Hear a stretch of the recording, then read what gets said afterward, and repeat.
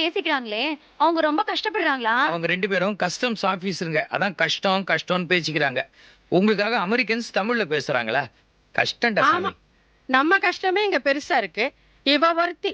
நான் என்னடானா 2 மணி நேரமா என் தங்கச்சியை பார்க்கலன்னு அல்லாடிக்கிட்டு இருக்கேன். பாவம், தம்பி வேற நம்ம கூட சுத்திக்கிட்டே இருக்காரு. நீங்க ஒன்றும் கவலைப்படாதீங்க. என்ன அழைச்சிட்டு போறதுக்கு ஒருத்தர் வரேன் இருக்காரு.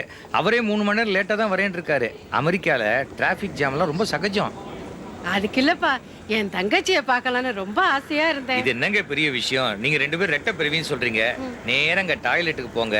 கண்ணாடியில உங்களையே பாருங்க, சந்தோஷமாயிடுவீங்க. என்னப்பா இது, சமயம் தெரியாம விளையாடிட்டு இருக்கேன். நானே ஏற்கனவே ரொம்ப டென்ஷன்ல இருக்கேன். நீங்க டென்ஷன் ஆகாதீங்க. என்ன ஐஷு போ ஒருத்தர் வர்றாருல, அவர்கிட்ட சொல்லி உங்களையும் என்னோடய தங்க வைக்க சொல்றேன். அதுக்கப்புறம் உங்க சிஸ்டர்கிட்ட சொல்லி அவங்க உங்களை கூட்டு போவாங்க. கவலைப்படாத வாங்க.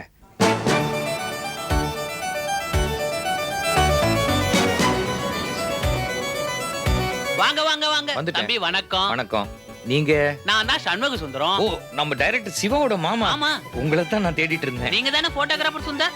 எப்படி கண்டுபிடிச்சீங்க? முகத்துல எழுதி ஒட்டி இருக்க. என் பேரா?